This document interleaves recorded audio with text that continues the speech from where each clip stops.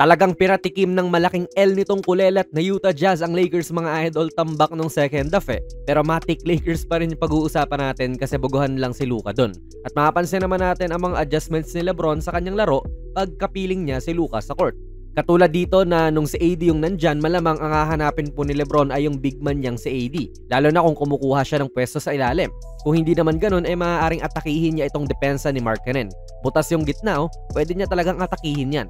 Pero para makadiskarte nga ang bago nilang star, ayan, dyan niya binigay at parang magbibigay pa sana ng pick. Then ayun, talagang nag-magic din si Luka sa pagkakataon na ito. Nice assist kay Rui. Pero laging option naman din to kay LeBron mga idol. Same spot sila ngayon, asa gitna siya. Tapos si Luka ay nasa kaliwa niya pero this time naman ay hindi niya pinasa. Pinapakita lang natin dito yung decision making nga niya mga idol.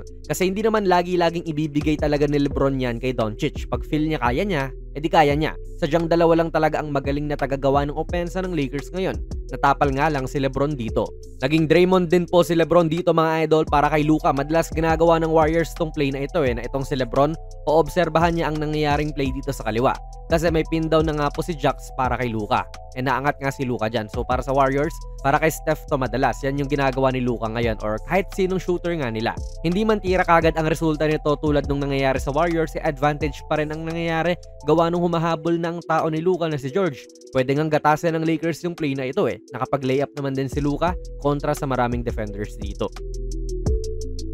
Same play po ito dun sa kanina mga idol, although si AR ang naghahawak ng bola ngayon pero yan nga, off the ball ay may nagbibigay ng pick para kay Luka. Dun sa first game niya lagi ring may ganito si Doncic para sa Lakers at si LeBron hindi po kasali sa play na ito. Tamang nandyan lang siya sa corner, ready kung mapapasahan siya. Sa dalawang games po na naglalaro itong si Doncic para sa LA, bumaba talaga ang usage rate ni LeBron mga idol. Konti lang naman, ang season average niya ay 30.4% po. Pero sa dalawang laro na kasama si Luka alone, 27.2% na lang po ito. So mga around 3% lang din yan, pero bumaba pa rin naman. Expected mo rin naman po yan, gawa nung dapat din nilang bigyan ng confidence si Luka sa sistema ni Coach Redick. Nung nabalik po kay Luka ang bola, makikita natin ang simpleng adjustment din ni LeBron na lumubog pa sa corner habang umaatake si Luka dito. This way ay mas makikita siya nito, pero nakapag-layup naman na. Dito pa lang sa second quarter yung parang pinakagumawa talaga ng screen actions na Lebron pati Luka. Kanina muntik na ginawa ni na Lebron yon, pero 'di ba hindi kasi ginamit ni Luka ngayon. Kitang-kita nating nag-screen si LeBron at ginulo nila ang depensa. Tamang switch nila ngayon. Dito mga idol, alam mong bagong magkakampi pa lang talaga sila. Kasi hindi nila alam kung saan sila pupunta. Parehas na Luka at LeBron na pumunta rito sa may left baseline imbes na yung isa ay pumunta dito sa wing. Although kita natin na si LeBron din po ang nag-adjust, gawa nung hindi naman din siya yung may hawak ng bola at siya ang nag-field dyan sa wing. Pero yan, kaunti tuloy ang space ni Luka at napastep back na lang dito. Actually, interchangeable naman din sila mga idol. Nakikita natin na si LeBron ang pumapasa kay Luka para makatira. Pero obviously, pwede rin naman po si Luka ang magpasa kay LeBron para tumira.